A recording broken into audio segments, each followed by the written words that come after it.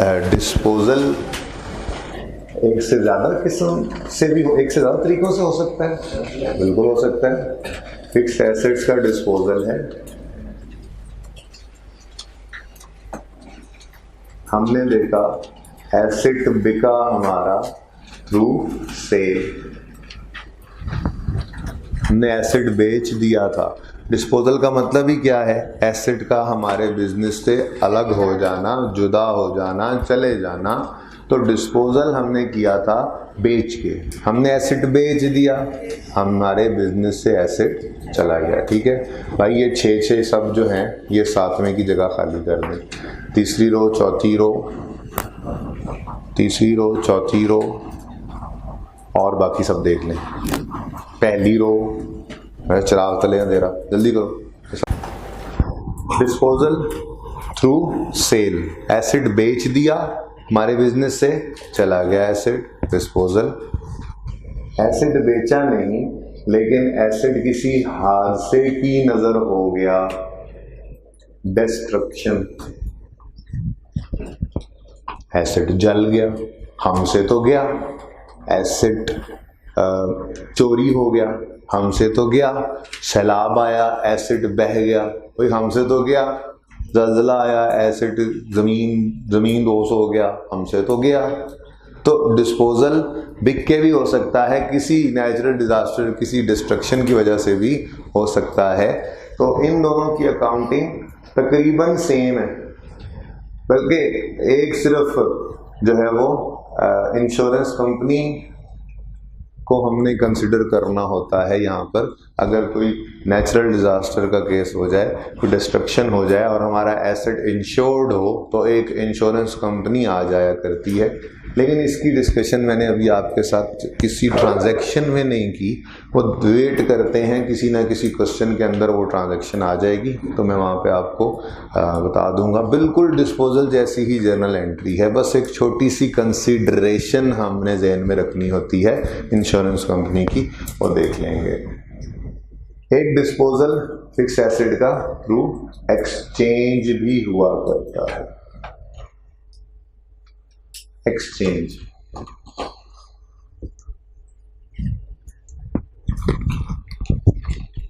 क्या मतलब exchange? Exchange का मतलब हम पुराना एसेट अपना देकर नए एसेट खरीदते हैं और बदले में पुराना एसेट भी देते हैं और कुछ पैसे भी दे दिया करते हैं। हम अपने पुराने एसेट को अलग से बेचें, वहाँ से पैसे लें और नया एसेट खरीदें, ये एक्सचेंज नहीं है। और से समझिएगा, हम अपना पुराना एसेट जाके बेचें, वहाँ से पैसे के जेब में डालें और फिर नया एसेट जाके खरीदें, इसको एक्सचेंज नहीं कहते। ये तो सिंपल रिप्लेस किया हमने एसेट को। पुराना एसेट सिंपल डिस्पोजल है सेल के थ्रू और नया एसेट एक सिंपल एडिशन हुआ है। एक्सचेंज की ट्रांजैक्शन की निशानी फिर क्या है? एक्सचेंज की ट्रांजैक्शन में हम नया एसेट खरीदते हैं और पुराना एसेट बदले में देते हैं, उसके अगेंस्ट कैश नहीं रिसीव करते, बल्कि वो एसेट कुर्बानी देके नए एसेट के लिए पे होने वाले कैश को कम करवा देता है, जिसको हम उर्फ आम में ट्रेड इन अलाउंस कहा करते हैं या एक्सचेंज अलाउंस कहा करते हैं। तो पहला क्वेश्चन पढ़ के देखते हैं, सिंपल सी ट्रांजैक्शन है, इसको करते हैं, उसके बाद मज़ीद बातें इसके अंदर हम करेंगे एक्सचेंज के अंदर। ठीक है जी। पिछली क्लास में 15 मिनट पहले गलती से मैंने ख़त्म कर दी, भूल गया मैं टाइम अपनी तरफ से। बच्चे पता नहीं, किसी एक बच्चे ने नहीं कहा सर अभी तो टाइम रहता है, इतने ये पता नहीं। अब मुझे दुख हो रहा है, बाकी सब क्लासेस में थोड़ा थोड़ा कम पढ़ाना पड़ेगा। चलें, exchange of asset. Question number 1, mister Qasim owns a mobile Nokia 3310 और ये पुराने वाला 3310 है जो आपका एज अ वेपन भी यूज़ हो जाया करता था, एज हैमर भी यूज हो सकता था, कील ठोकना पड़ जाए कहीं पे तो, कहीं पे लड़ाई हो जाए तो, मतलब इसके ये बड़ा मल्टीपर्पज सा टेलीफोन हुआ करता था, मोबाइल फोन। तो mister Qasim owns a mobile Nokia 3310, यूं कह लेते हैं, 3310 अच्छा नहीं लगता ना, 3310 which he purchased on 1st April 2012 for ₹3000, 3000 का उसने खरीदा था। On 1st April 14, कोई 1.5-2 साल बाद, he went to Hafiz Center where he saw a Samsung Galaxy। लो जी, जेब में 3310 और नजरें कहाँ पे हैं? Samsung Galaxy पे हैं। अच्छा जी, he said, oh what a beautiful mobile it is। Expression check करें ना, अब जेब में जिसके 3310 हो उसको गैलेक्सी तो ऐसा ही लगेगा जैसे पता नहीं, ओह what a beautiful mobile it is। अब वो ओह में आंखें तो खुली हुई थी, लेकिन आगे प्राइस लेवल के ऊपर नजर पड़ी तो वो आंखें मजीद फट गई। क्यों? It bore a price level of ₹50,000।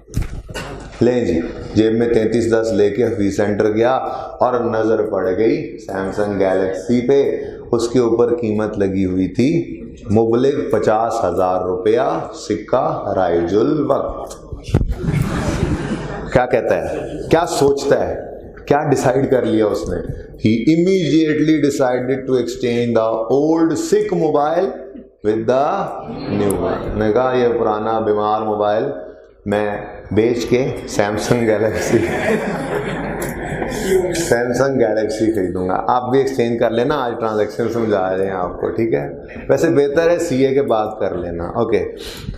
अच्छा जी, अब गया ऐसे छाती तान के ऐसे जाके अपना सैमसंग गैलेक्सी जेब से निकाला और दुकानदार के काउंटर पे रख के कहता है मुझे ये सैमसंग गैलेक्सी चाहिए, बदले में अपना 3310 दे रहा हूँ, कुछ पैसे अगर आपने देने हैं तो वो बता दो। जाहिर सी बात है ऐसा तो नहीं होगा, ठीक है? तो दुकानदार ने उसको देखा, मोबाइल को देखा, तो एक जैसे ही लगे तकरीबन। तो उसने भी उस मोबाइल को देखते हुए कहा चलो ठीक है, मेरे पास गार्ड बैठा हुआ है, कभी कभी गन खराब भी हो जाती है, कोई और वेपन भी होना चाहिए। एनीवेज ठीक है, मैं ये आपका 3310 रख लेता हूँ, लेकिन मेरे हिसाब से इसकी कीमत 1200 रुपये। हंसने की बात नहीं है, 3000 रुपये का खरीदा है, 1.5-2 साल इस्तेमाल भी कर चुका है, तो इतनी की वैल्यू ही होनी चाहिए ना जी, ठीक है? तो वो कह रहा है दुकानदार, the value assigned by the दुकानदार टू पुराना मोबाइल वॉज ₹1200 ओनली। देखें, ये वैल्यू असाइन की है दुकानदार ने, ये कैश नहीं पे कर रहा, क्योंकि हम तो एक्सचेंज कर रहे हैं ना, ठीक है? तो value assigned by the shopkeeper to our old asset is कितने? 1200 रुपये। तो ये डेफिनेशन है आसान अल्फाज में देखा जाए तो ट्रेड इन अलाउंस की। किसकी जी? तो हेडिंग बना सकते हैं हम अपने पास रजिस्टर्स में, ट्रेड इन अलाउंस,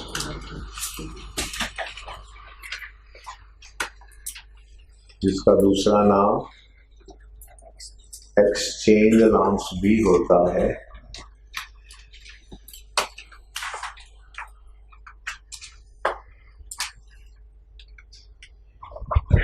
आसान फहम डेफिनेशन यही वाली लिख लें, लिखें, ये बाद में नोट करना ना भाई, पहले लिख लो ट्रेड इन अलाउंस, बाद में ये नोट कर लो।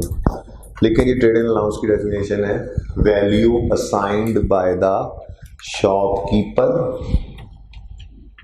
To our old asset. आसान अल्फाज में, value assigned by the shopkeeper to our old assets, to our old assets।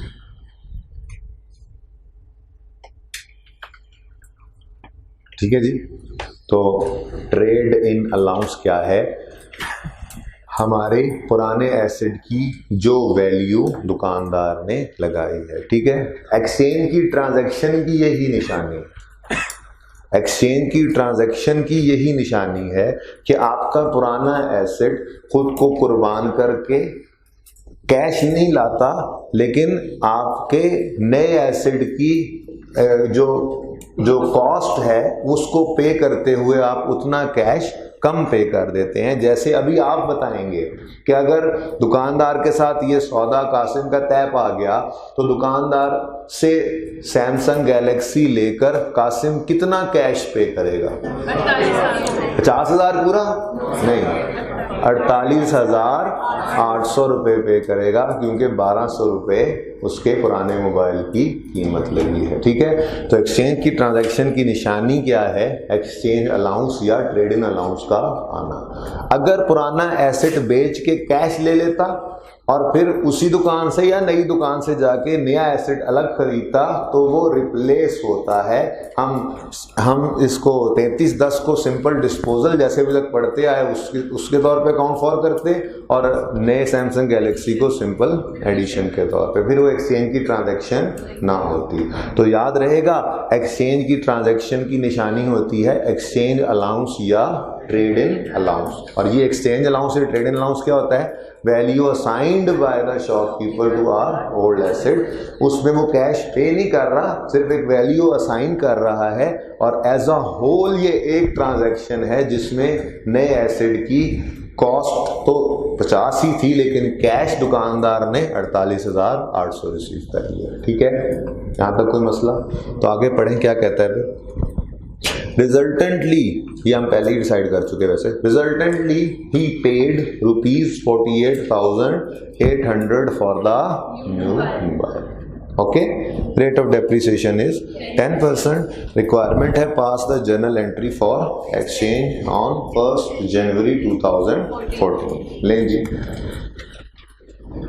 Journal entry करनी पड़ेगी हमें तो।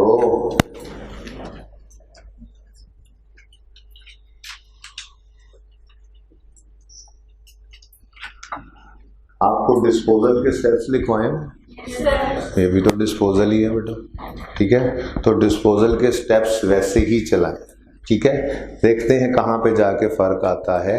पुराने एसेट ने तो बिकना ही है ना, जो साइड वाली जेब में 3310 छुपाया हुआ था वो निकाल के बेच रहे हैं, और नया एसेट वो सामने वाली जेब में आपने रखना शुरू कर देना है। अब जो आधा बाहर होगा वो बाद में देखेंगे कि उसका क्या करना है। ठीक है, तो पुराना एसेट तो बिक ही रहा है, पुराने एसेट ने बिकना है, तो ओल्ड एसेट के लिए डिस्पोजल के वही स्टेप्स हैं। स्टेप 1 बताइएगा जी, बोले। We will credit the asset account with cost of asset disposed of. तो एसेट अकाउंट में से ओल्ड एसेट की कॉस्ट क्रेडिट करेंगे। ये ओल्ड कॉस्ट का मतलब पुरानी कॉस्ट नहीं, मतलब कहना मैं ये चाह रहा हूं, मैं यहाँ पे लिखना ये चाहिए था कॉस्ट ऑफ ओल्ड एसेट। तो इतनी लंबी कहानी लिखने के बजाय मैंने लिख दिया ओल्ड कॉस्ट। ठीक, समझ आ रही है आपको? ओके, तो एसेट अकाउंट क्रेडिट करेंगे पुराने एसेट की कॉस्ट से। बताइए 3,000। ठीक है जी, हो गया step 1। Step 2, we will debit the accumulated depreciation account with accumulated depreciation of disposal from date of purchase till date of sale. लें जी, ये तो काम स्ट्रेट लाइन पे चला गया दोबारा। अगर सवाल चुप है, स्ट्रेट लाइन मेथड ही होगा ना, वही यूज करेंगे ना। स्ट्रेट लाइन मेथड में तो हम ये काम शॉर्टकट के जरिए कर नहीं लेते थे? बोलो, तो कर लेते।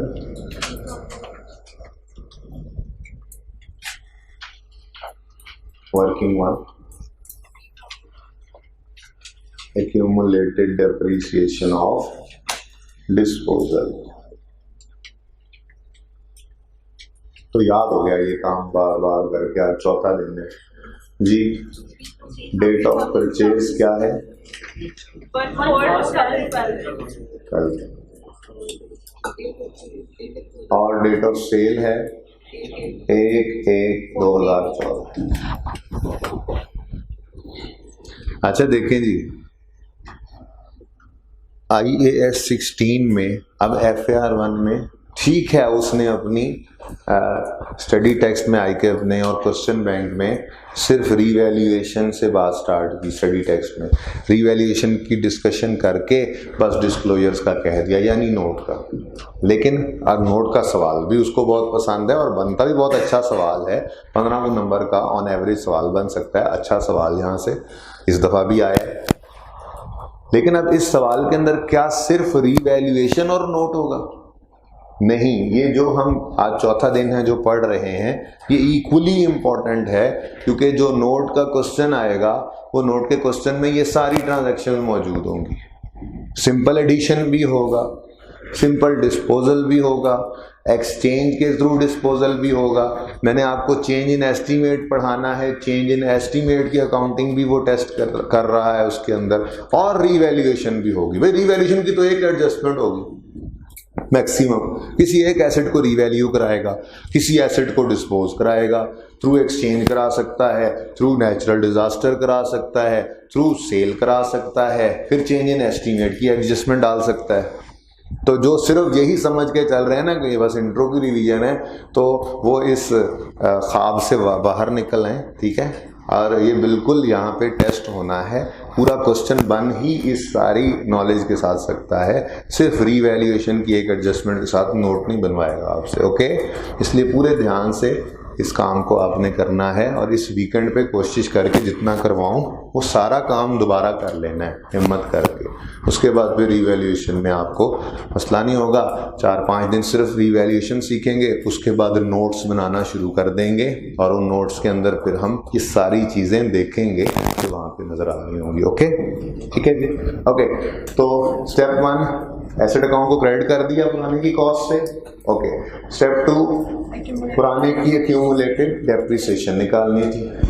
ईयर एंड गिवन नहीं है, शायद ज़रूरत भी नहीं है, पर आसानी के लिए अज्यूम कर लो 31 दिसंबर, कुछ भी कर लें, मंथ्स तो यही रहने हैं ना, नंबर ऑफ मंथ्स। वैसे मंथ्स भी गिन सकते हैं, लेकिन चलें आपको जैसे करवाया हुआ आसानी के लिए अज्यूम कर लें 31 दिसंबर ही ईयर एंड है, ठीक है। तो 31 दिसंबर अगर ईयर एंड हो तो 31 दिसंबर 12 तक 9 महीने, 31 दिसंबर 13 तक पूरा साल, और 1 जनवरी 14 मैंने आपको बताया था full month depreciation is charge in the month of addition, no depreciation is charge in the month of disposal.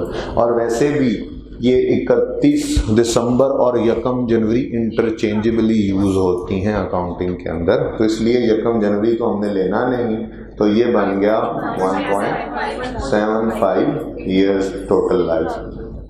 हमारा और हमारे इस अजीज अज़जान 3310 का साथ 1.25 साल के लंबे अरसे पर मुहित है। कैसी है उर्दू, कैसी लग रही है? अब ये मतलब नहीं होता कि आप लफ्जी तर्जुमे भी पूछें, ओके जी। उसके बाद एक्यूमुलेटेड डेप्रिसिएशन जी निकालनी है।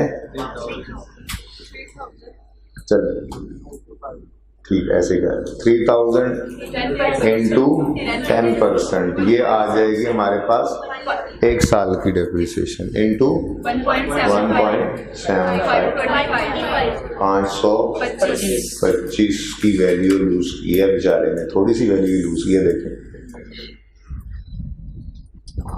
Step 2 we will debit accumulated depreciation account with accumulated depreciation of disposal from date of purchase till date of sale।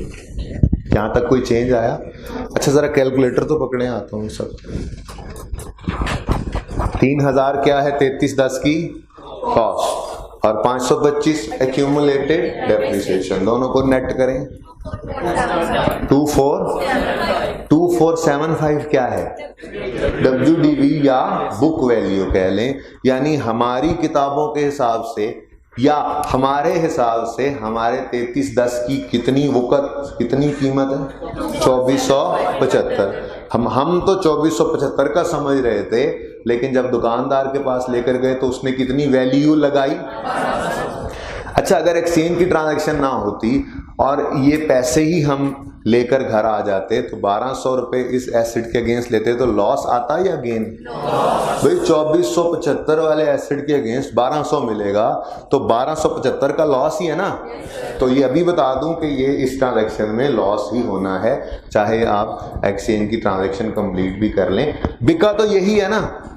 तो इस पे इतना लॉस ही बनता है क्योंकि दुकानदार ने 2475 वाले हमारे एसिड की वैल्यू कितनी लगाई है? 1200।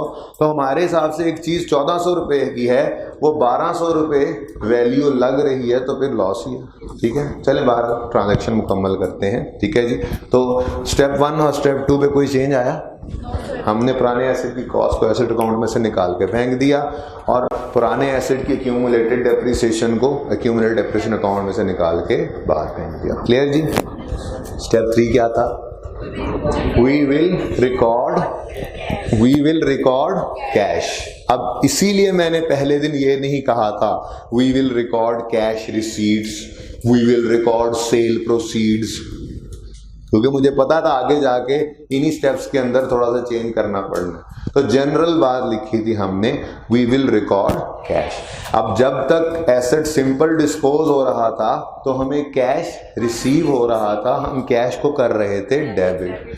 आज कासिम साहब जब हफीज सेंटर गए तो उन्होंने नया सैमसंग गैलेक्सी जो जेब में डाला और पुराना 3310 उसको दिया, तो क्या कैश भी उसने रिसीव किया दुकानदार से? नहीं। अब उसको कैश क्या करना पड़ रहा है? बोले पे करना पड़ रहा है ना। तो इसीलिए हमने जनरल बात की थी वी विल रिकॉर्ड कैश। तो अब कैश रिसीव हो रहा है या पे हो रहा है? पे हो रहा है, तो डेबिट या क्रेडिट?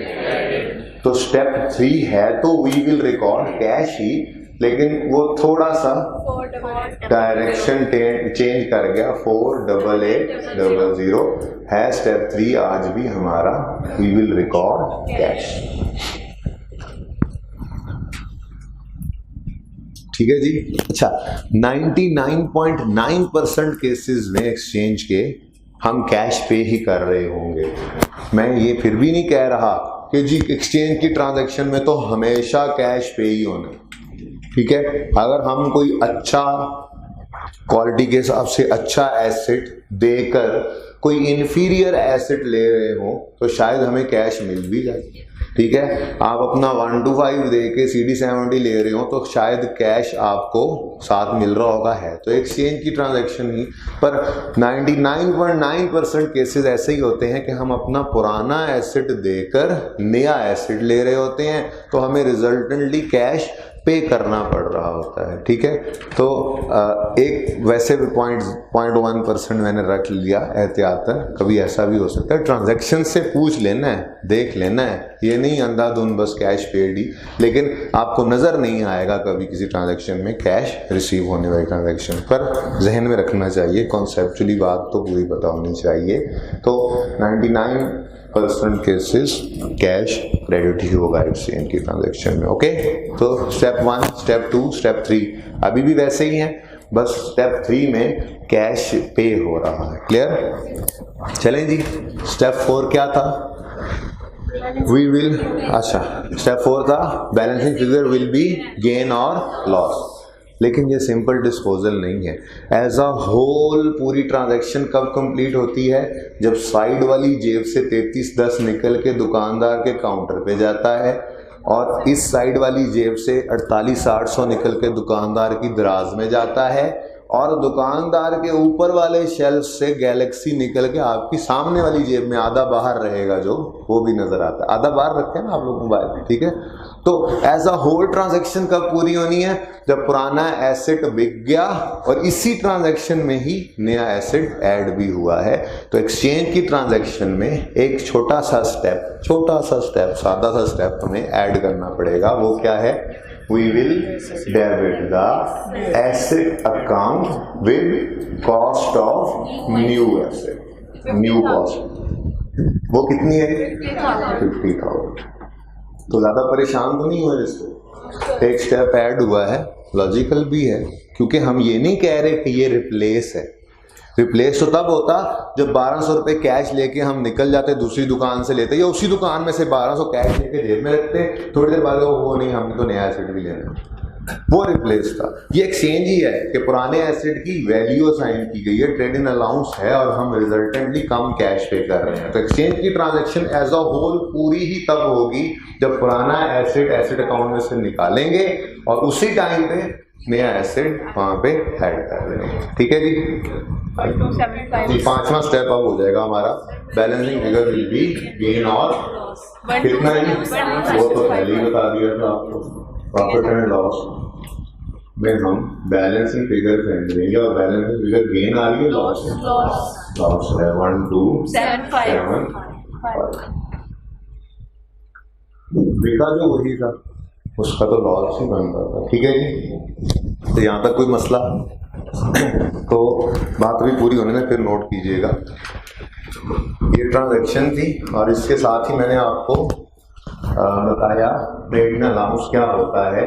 ट्रेड इन अलाउंस होते हैं जी, बोले value assigned by the shopkeeper to our old asset. ठीक है जी। अच्छा, अब एक्सचेंज की ट्रांजैक्शन में पुराने एसेट की कॉस्ट नॉर्मली पता ही होती है हमें, रेट ऑफ डेप्रिसिएशन भी पता है, क्यूमुलेटेड डेप्रिसिएशन भी निकाल सकते हैं हम। ठीक है।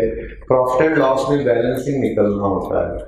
अब कभी कभी शरारत क्या कर देता है सवाल में, कॉस्ट ऑफ न्यू एसेट या कैश पेड की फिगर सवाल में से गायब कर देता है और ट्रेड इन अलाउंस दे देता है। बात समझिएगा, इस ट्रांजैक्शन के अंदर कॉस्ट ऑफ न्यू एसेट या ट्रेड इन अलाउंस या कैश ये अगर मिसिंग हो तो हमारी ये जर्नल एंट्री पूरी हो नहीं सकती। प्रॉफिट एंड लॉस तो हम वैसे ही बैलेंसिंग निकाल रहे होते हैं, तो दो चीजें तो नहीं ना बैलेंसिंग निकल सकती।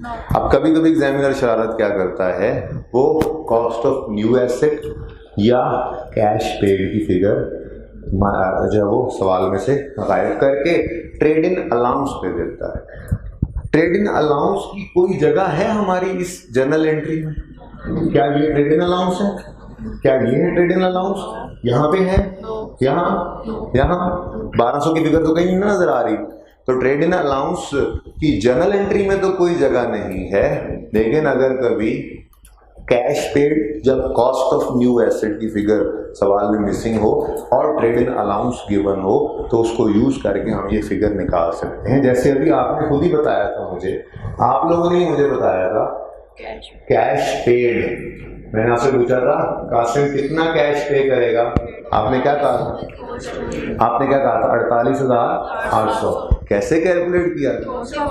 Cost of new asset 50,000 minus पुराने की जो कीमत लगाई 1200, resultantly we paid 48,800।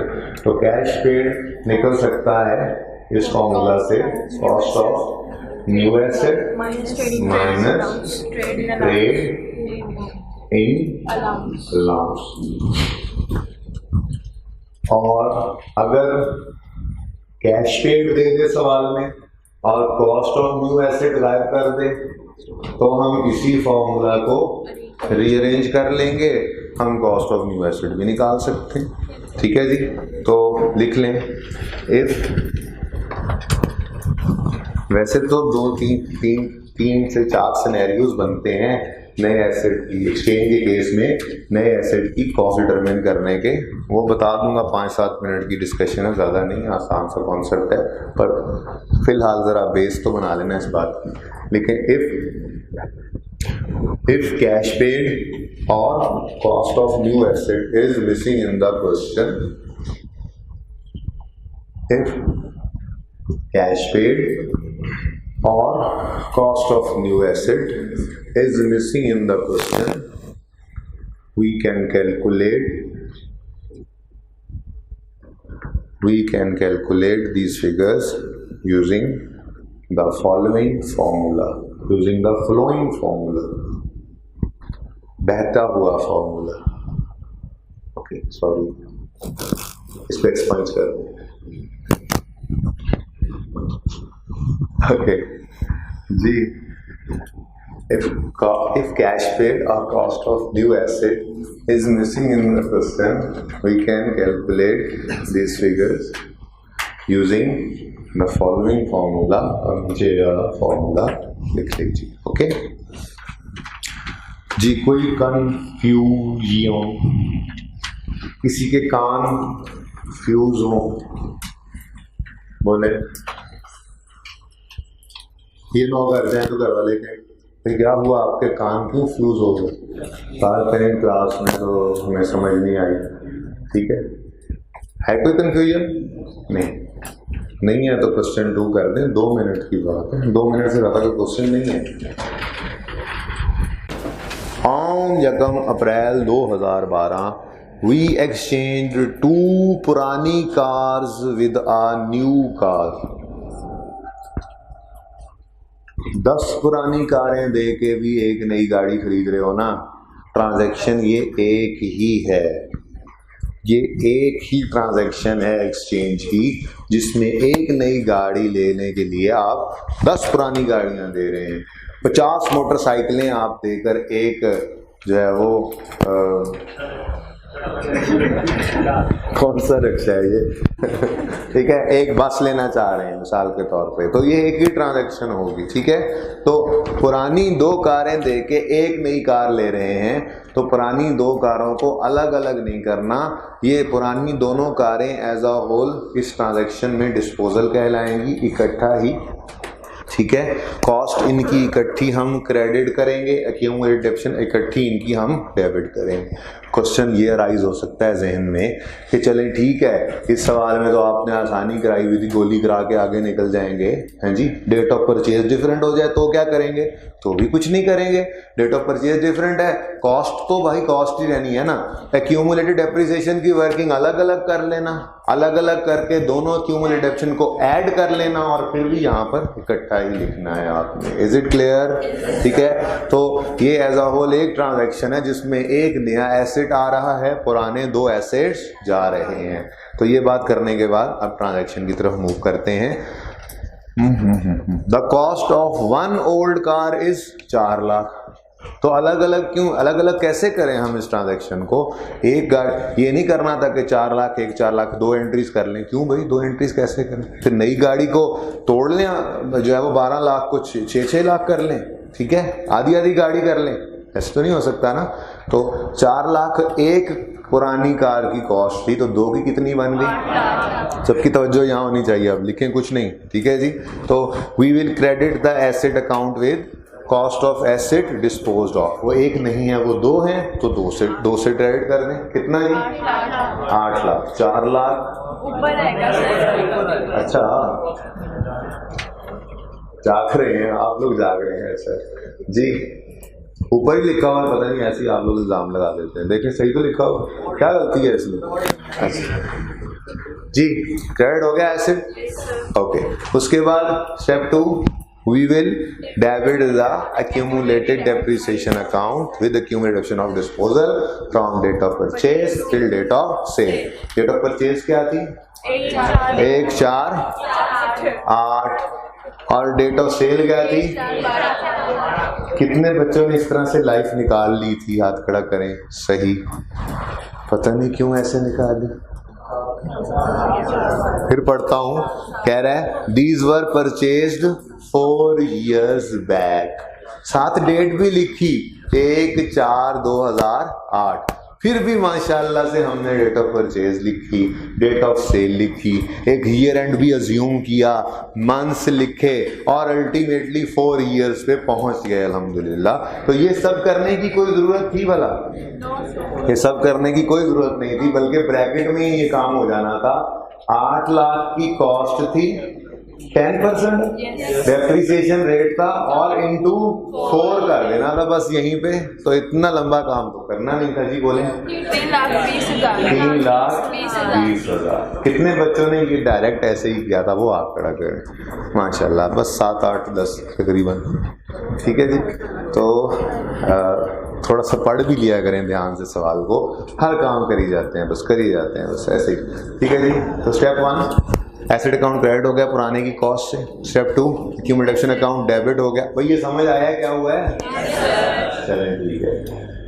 Step 3 we will record cash. चलें सवाल पूरा पढ़ लेते हैं अब। The trade in allowance is 180,000 पर car and cost of new car is 1200। तो 180,000 इंटू 2 कर देंगे।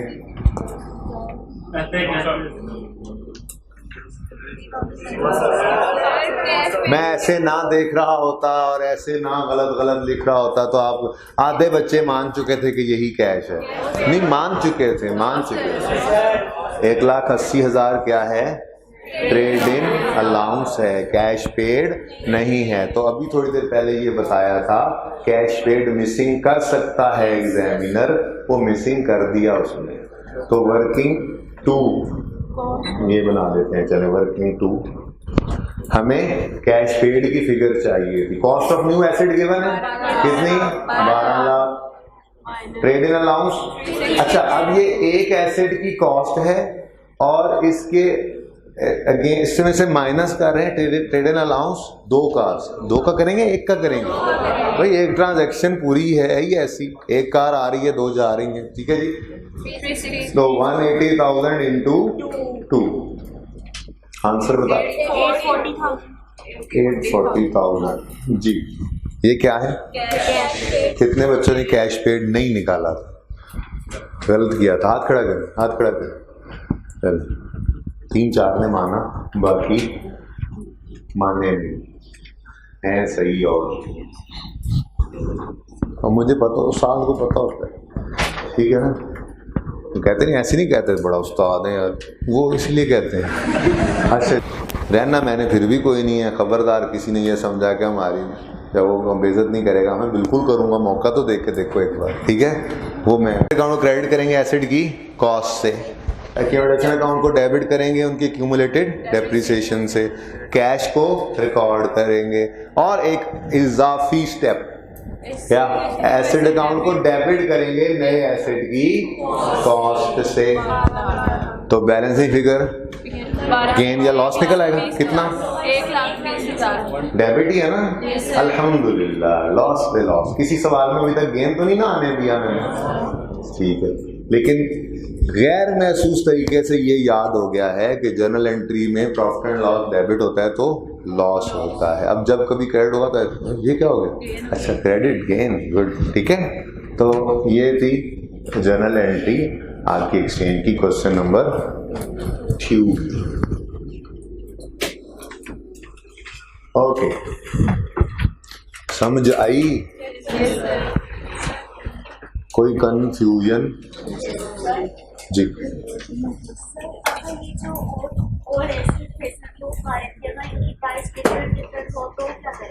तो बेटा उनको ऐड कर देंगे यहाँ ना। तो मैंने तो पहले ही कहा है वो ऐड कर देंगे, ये भी तो ऐड ही किया होगा। आप कहें जी एक एसिड की कॉस्ट थी 3 लाख, एक की थी 5 लाख, मतलब एक जैसे ही हो गया। एक की 3 लाख थी, एक की 4 लाख थी, तो प्लस करेंगे 7 लाख यहाँ पे कर देंगे। फिर उन दोनों की ये वर्किंग अलग अलग करेंगे, 3 लाख वाले की क्यूमुलेशन निकालेंगे, 4 लाख वाले की क्यूमुलेशन निकालेंगे, दोनों को ऐड करके यहाँ पे ऐड करके लिख देंगे। और जी तो क्या हुआ? रेट और लाइफ तो एक्यूमुलेट डेप्रिसिएशन हंसने की क्या बात है? आशा करें किसी क्वेश्चन पे, वरना वो पास हो जाता है और आप हंसते रह जाते हैं, ठीक है। सवाल किसी का भी आपने जब उसको इजी नहीं लेना, ठीक है। और कई सवाल ऐसे होंगे जो किसी के आपके लिए होंगे, आपका फायदा हो रहा होगा, आप डर रहे होंगे दूसरे के सवाल की वजह से आपका काम नहीं बन रहा होगा, तो उल्टा उसको दुआ दिया करें। क्वेश्चन अच्छा है, बुरा नहीं है, इतना भी मुझे तो नहीं लगा। ओके, ये खामखा बना रहे हैं, ऐसी कोई बात नहीं है। देखो लाइफ डिफरेंट है या क्या बोला आपने? लाइफ डिफरेंट है या रेट डिफरेंट है, तो वो एक्यूमुलेट डेप्रिसिएशन की वर्किंग पे असर करेगा ना। तो वो तो हम वैसे ही अलग अलग कर रहे हैं, इकट्ठी तो कर भी नहीं रहे, बस दोनों एक्यूमुलेटेड डेप्रिसिएशंस को ऐड करके यहाँ पे लिख देंगे, ट्रांजैक्शन एज अ होल, ठीक है। और जी और कोई साढ़े लाख क्वेश्चन नंबर 3 करें जल्दी से।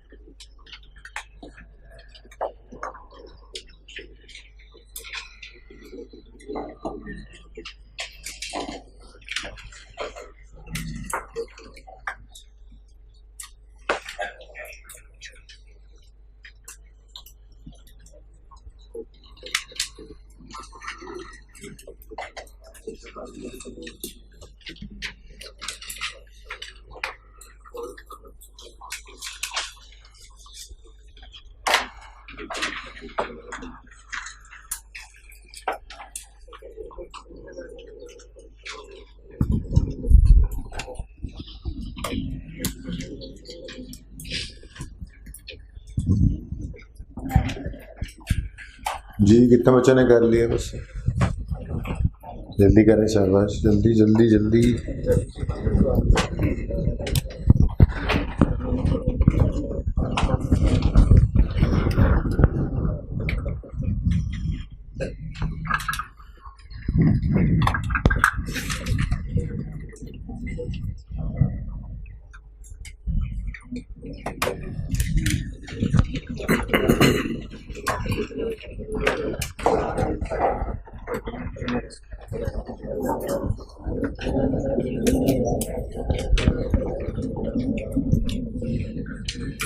यकम जनवरी 15 है।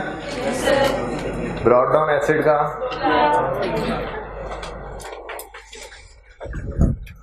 एक्यूमुलेटेड डेप्रिसिएशन ओपनिंग कितना है? 80,000। फिर क्या हो रहा है? एडिशन की एंट्री बोले एसिड डेबिट कैश क्रेडिट। कितने से? 10,000 से एसिड डेबिट कैश क्रेडिट। यकम मार्च। ये सिंपल एडिशन आ गया। एडिशन भी लिखा जा सकता है, यहाँ पे कैश भी लिखा जा सकता है, जो अच्छा लगे। ओके, फिर क्या हो रहा है? एक्सचेंज डिस्पोजल है through exchange. Step 1, acid account में से एसिड जाने वाले एसिड की कॉस्ट को क्रेडिट करना है। ठीक है, तो कितनी है जाने वाले एसिड की कॉस्ट? 50,000। ओके। स्टेप 2, इसकी एक्यूमुलेटेड डेप्रिसिएशन को डेबिट करना है। तो डेट ऑफ परचेज बता दें।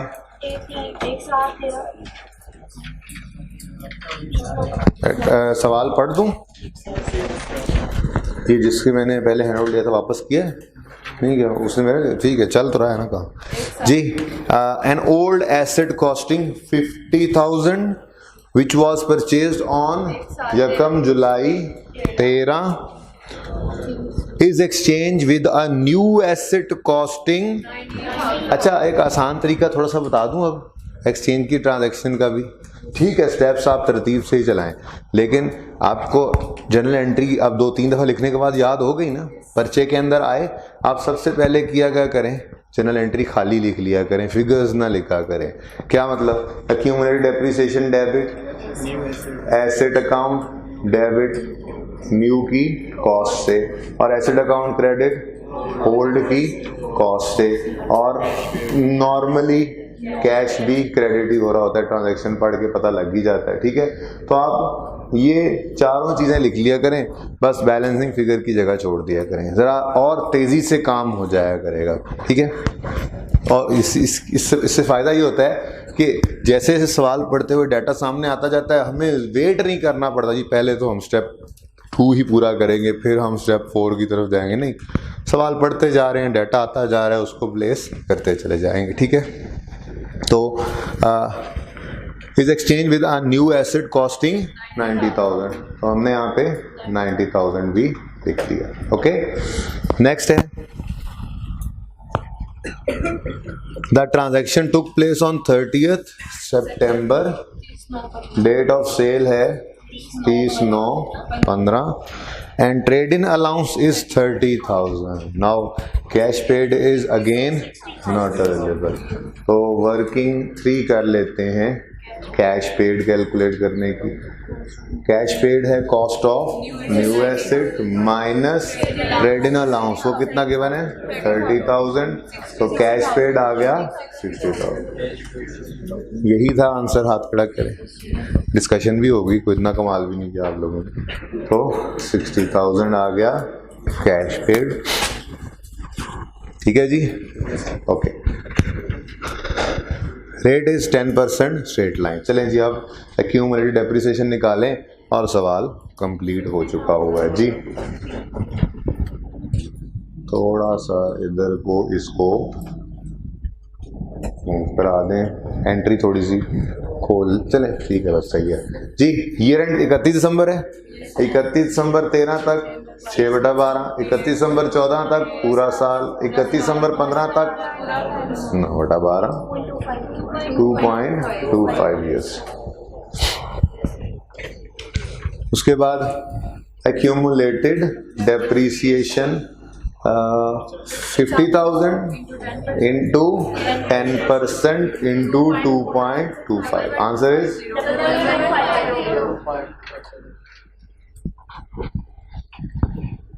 11,250. बैलेंस फिगर लॉस है ये कितना 8750।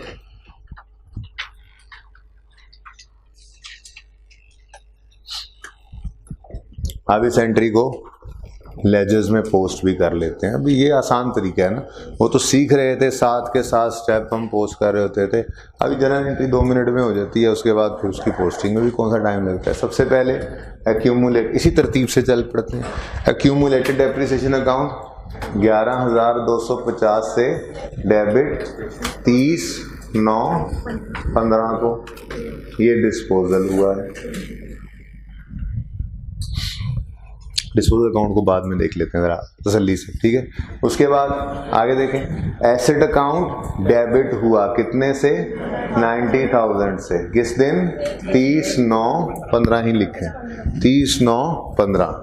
लेकिन यहाँ पे लिखेंगे क्या, डिस्पोजल ही लिखें, नहीं बेटा 30/9 ही लिख लें, कुछ नहीं होता जी। लिखना यहाँ पे क्या है, डिस्पोजल ही लिखना है। एक्सचेंज की ट्रांजैक्शन है, ना तसल्ली हो रही हो तो ब्रैकेट में एक्सचेंज लिख लें अपनी तसल्ली के लिए, पर ये सही है डिस्पोजल ही हुआ है, जिस वजह से ये उसी ट्रांजैक्शन का एक हिस्सा है। एज अ होल ये एक ही ट्रांजैक्शन है जो एक्सचेंज की ट्रांजैक्शन है, तो इसके आगे एडिशन लिखने की कोई ज़रूरत नहीं है, डिस्पोजल लिख दें, नो इशू। डेबिट साइड पे डिस्पोजल आने का मतलब ही ये है कि ये एक्सचेंज की ट्रांजैक्शन वाला एडिशन है, इसके सामने डिस्पोजल लिखा हुआ है, कोई हर्ज नहीं है। ओके सही है, अच्छा जी। नेक्स्ट क्या है, profit and loss account debit, वो हम बना नहीं रहे अभी, उसको छोड़ें। नेक्स्ट क्या है, एसेट अकाउंट क्रेडिट 50,000 से 30/9/15, यहाँ पे भी डिस्पोजल आएगा। तो यही तो हमने कहा था, पुराने एसेट की कॉस्ट को क्रेडिट करना है, नए की कॉस्ट को डेबिट करना है, दोनों जगह पे एक्सचेंज की ट्रांजैक्शन की वजह से डिस्पोजल ही आना चाहिए, नो इशू, सही है। कैश अकाउंट बना नहीं रहे इसलिए कैश की क्रेडिट करने की भी जरूरत नहीं। डिस्पोजल अकाउंट भी प्रेजेंट कर दूं आपको, फिर वो भी प्रेजेंट कर लेते हैं आप, ठीक है। देखें, एसेट अकाउंट क्रेडिट हुआ 50,000 से, डिस्पोजल अकाउंट डेबिट हो गया 50,000 से। यहाँ पे हमने लिखा एसेट अकाउंट 30/9/15, फिर डिस्पोजल अकाउंट। आप अगर तरतीब से चलना चाहें तो वैसे ही चल रहे हैं जैसे स्टेप्स थे, चलें डिस्पोजल अकाउंट आया, चलें स्टेप्स से चल लेते हैं। We will credit the asset account with cost of asset dispose of, तो डेबिट किसे कर दें, डिस्पोजल को, बोलो सही है। Step 2, we will debit accumulated depreciation account with old assets accumulated, disposal वाले एसेट की एक्यूमुलेटेड डेप्रिसिएशन, तो क्रेडिट किसे कर दें, डिस्पोजल अकाउंट को 30/9/15। We will record cash, cash क्या होता है, पे या रिसीव, पे हो रहा है, कैश पे हो रहा है, रिसीव हो रहा है, कैश पे हो रहा है, तो कैश बोलो कैश क्रेडिट, तो दूसरा इंपैक्ट डिस्पोजल डेबिट, कितने से 60,000 से। और अभी भी स्टेप्स रुके नहीं है, स्टेप 4 नया ऐड हुआ था, वो क्या था, we will debit the asset account with cost of new asset. तो कॉस्ट ऑफ न्यू एसेट अगर डेबिट हुई है एसेट अकाउंट में, तो डिस्पोजल अकाउंट में क्या करोगे, क्रेडिट करोगे। यहाँ पे क्या लिखोगे, एसेट अकाउंट। आप देखो दोनों के आगे एसेट अकाउंट आ रहा है, ठीक है। अपनी तसल्ली के लिए लिखना चाहो तो लिख लो, इसके आगे ओल्ड की कॉस्ट, इसके आगे न्यू की कॉस्ट। लिखना चाहें तो लिख सकते हैं आप, मुझे कोई एतराज नहीं है।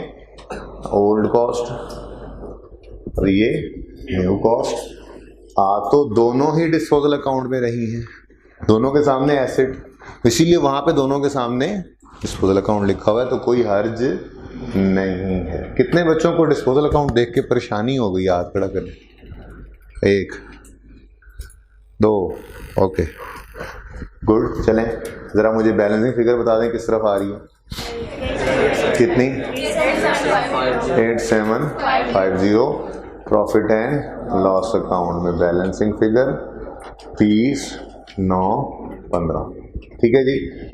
2 बच्चों थोड़ी देर के लिए इसको रोक के ज़रा ये वर्किंग पूरी करवाओ, उसके बाद क्लास एंड है, फिर मैं हूँ और आप हैं। ठीक है, बिठाऊंगा सबको ही, टेंशन ना लें। ओके जी।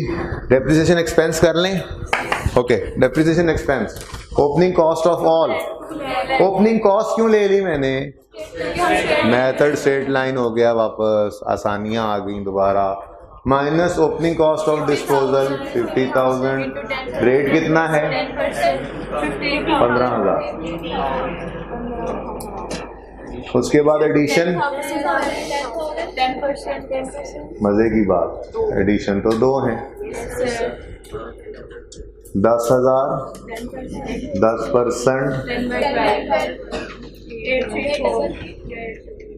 अच्छा ये एडिशन तो सिंपल था जैसे करते आए, लेकिन जो एक्सचेंज के केस में नया एसेट आया है, जिस दिन से वो आया है उस दिन से उसके ऊपर भी तो डेप्रिसिएशन चार्ज करनी है जी।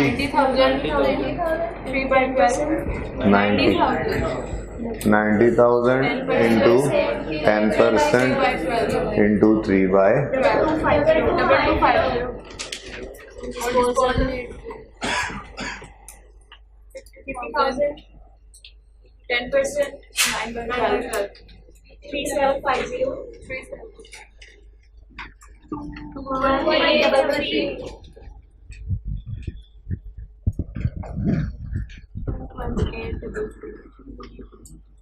जी डेप्रिसिएशन एक्सपेंस आ गया। Depreciation 21833, depreciation expense debit, accumulated depreciation credit. ठीक है जी, क्लोजिंग्स आप निकाल लेंगे, नो इशू। ठीक है जी। जी अब बोलें क्या कंफ्यूजन हो गई डिस्पोजल में?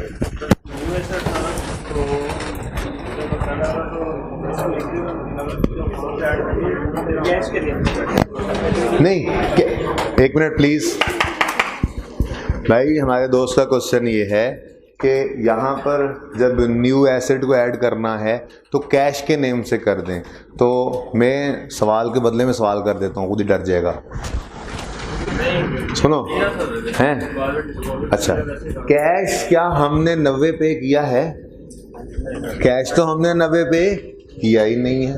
वो तो इस ट्रांजैक्शन में 90 वाली चीज 60 पे करके मिल गई, क्योंकि पुराना एसेट भी अपनी कुर्बानी करवा गया है। 30,000 रुपये उसकी वैल्यू लगी थी जी। और इधर जी और किस किस को कन्फ्यूजन था डिस्पोजल अकाउंट देख के? प्लीज पूछे क्वेश्चन। छुट्टी का टाइम हो गया है सर, हम जा रहे हैं। चलें अब सुने एक तो छोटी सी बात जो डिस्कशन से रह गई, वो मैंने छोटी सी 2-3 मिनट की एक एग्जांपल से समझाना था आपको। वो जो हम करते हैं full month depreciation in the month of addition while no depreciation in the month of disposal, 2 से 3 मिनट में एक छोटी सी एग्जांपल से वो समझाना था। तो कल आते ही एक तो वो याद करवाएंगे। दूसरा, एक्सचेंज के केस में नए एसेट की कॉस्ट डिटरमिन करने के लिए 4 सिनेरियोज हैं। वो थोड़े से टेक्निकल हैं, लेकिन 10 से 15 मिनट से ज़्यादा की बात वो भी नहीं है। तो वो भी कैरी फॉरवर्ड हो गया है कल पे। वो दोनों काम जो है वो हम कल करेंगे इंशाल्लाह। पहले 15-20 मिनट में ये करके फिर चेंज इन एस्टीमेट की अकाउंटिंग स्टार्ट कर देंगे। ठीक है जी। तो ज़िंदगी रही तो कल मिलेंगे।